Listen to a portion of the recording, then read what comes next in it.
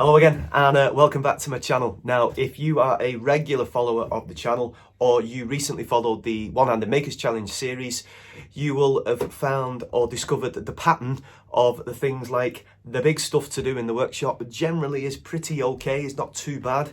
It's the little things that become the most time consuming and the most frustrating. Now, in some of the recent comments on things in some of my videos, when you're looking at folk have been looking at me doing things like sanding or routing or things basically that require something to be clamped down, which for me is pretty much everything. One or two folk have said, have you seen the Festool Clamping System? And I made the fatal mistake of actually going looking at it being used on YouTube before checking out the price of it. Always do it the other way around, and I completely forgot. And I was very it's a fantastic, it's a phenomenal piece of kit. But it was not justifiable in terms of a budget outlay. So if you do basically see some of the things I do, you'll notice, like if I'm having to, say for example, sand the chopping board, you will either see me do it one or two ways. Sometimes this stuff, it's dead cheap, get it from the pound shop, and it is not too bad. It's okay. You still get some kind of movement on occasion. No. Or alternatively, clamping it to the end, or using something like the hold fast, which is fine, that keeps it solid. The issue only around that is then you have to continually move the chopping board or the candle holder or the tabletop or the table legs, which then becomes the issue of time. Now, my YouTube friend Peter from the Small Shed done a really detailed analysis video of two-handed makers against a one-handed maker against a one-handed maker who does a video, and the level of time that it takes is predominantly a lot longer. And if I am looking to make this a part-time business venture, for example, say with the chopping boards or the candle holders or the side tables or the penny resin tables, that kind of stuff, I can't justify charging 4 times the amount because it takes me 4 times as long. Okay, that's the big stumbling block in terms of a business model, if we like. So I am continually looking for tools, preferably on a good budget, okay, on a tight budget, that saves me time, okay, and I believe I have found a cracker.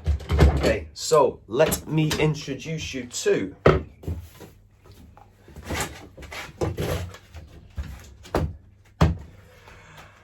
one of my favourite online retailers, Rutlands. Send me the special buy update type things like Aldi do, really. You know, they send you the emails. And one of them was a vacuum clamping system.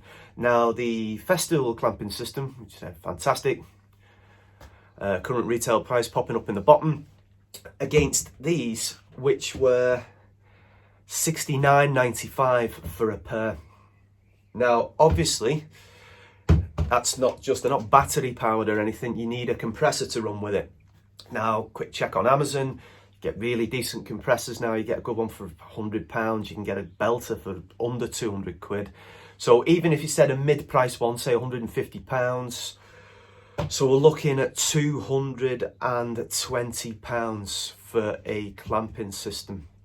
All right, let's see what it's like then.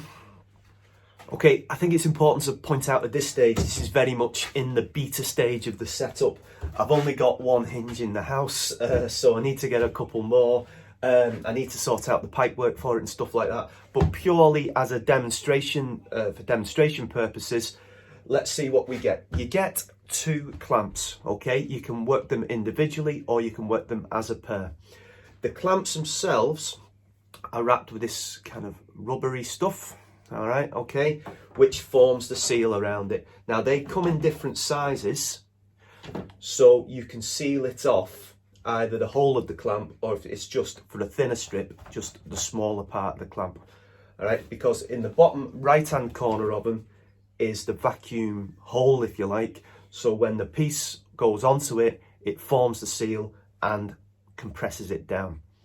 Now I'll take, just to show you the first one, I've got a piece here of Zebrano wood, which would make a fantastic chopping board or a resin serving platter. And let's get the vacuum pump onto it.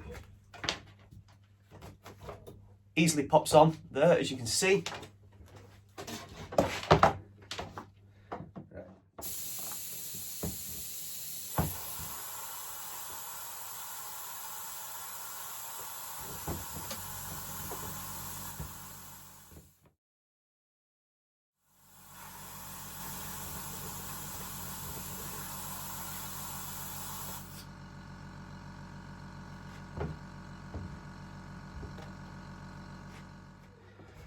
So I think we can safely say it secures whatever piece you want in place. That Zebrano is quite a substantial piece of wood, that, but once placed on it,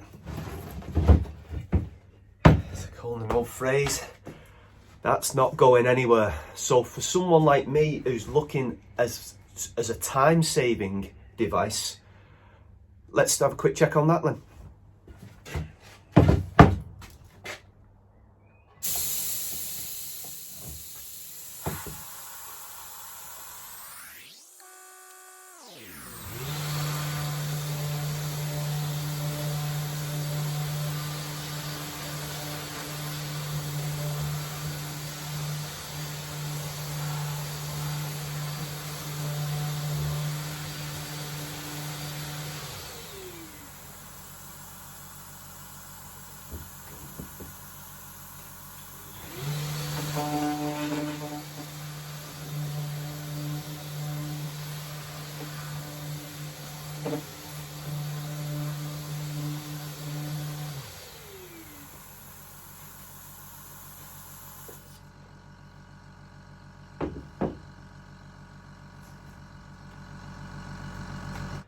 I think what's clear from that little demonstration there is the power of the thing, the actual force for clamping it in place is excellent, all right? And as a time-saving device for someone like himself, or for anyone, to be honest, it's going to be a huge difference, because for something, say, for example, a chopping board, I can clamp it down, I can tilt it up if I want to, and I can do 5 of the 6 sides without having to adjust the clamps, and then just flip it over once to finish it off.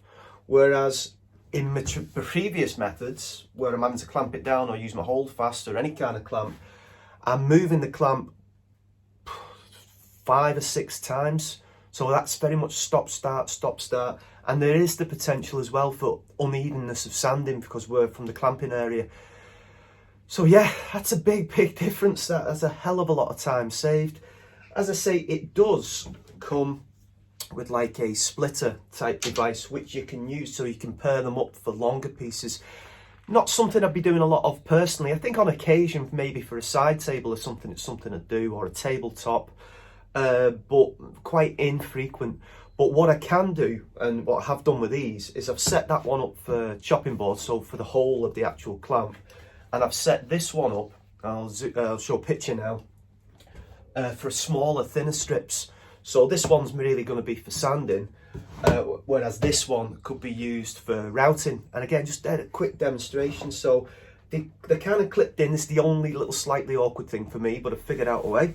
Excuse me 1 minute. Take it off like that. Pop it into that one, and it's set up. And then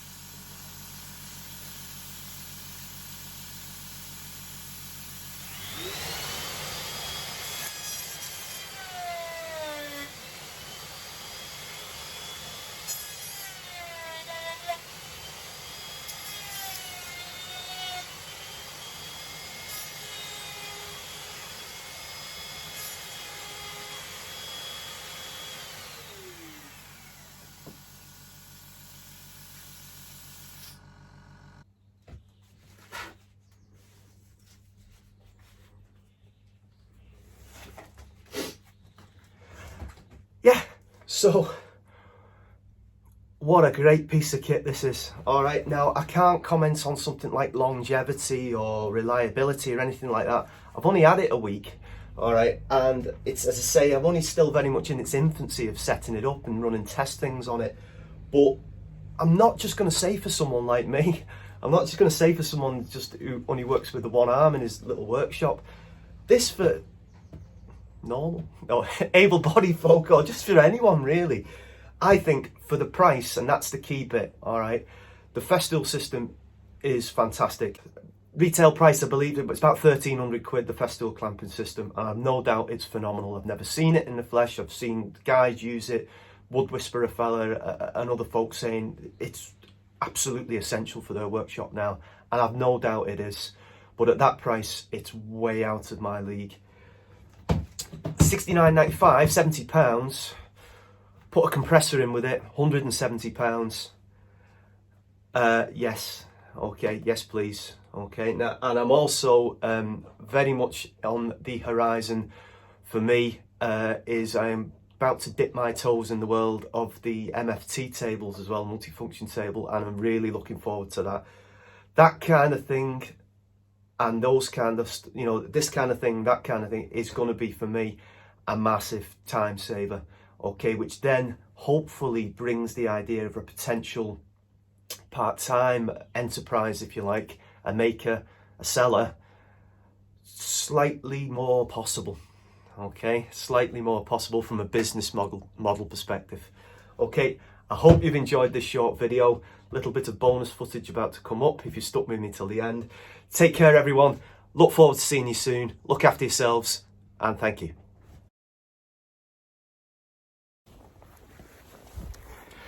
Hello everyone, I hope you are all keeping well, and I hope you're all keeping safe and looking after yourselves. Now, during this enforced period of lockdown, some of the things that we took for granted and the most simplest of things have now become impossible. Maybe stuff like going to the bank, or maybe going to the dentist, or even getting your hair cut. So again, during these last 5 or 6 weeks, my hair, for whatever reason, has decided to grow exponentially. So something had to be done. So I got up into the loft, got out my old clippers, not seen the light of day for about 20 years, and I thought, well, I'll do it myself. What could possibly go wrong? Well, I'll tell you what could go wrong. After the first couple of swipes, the clippers broke.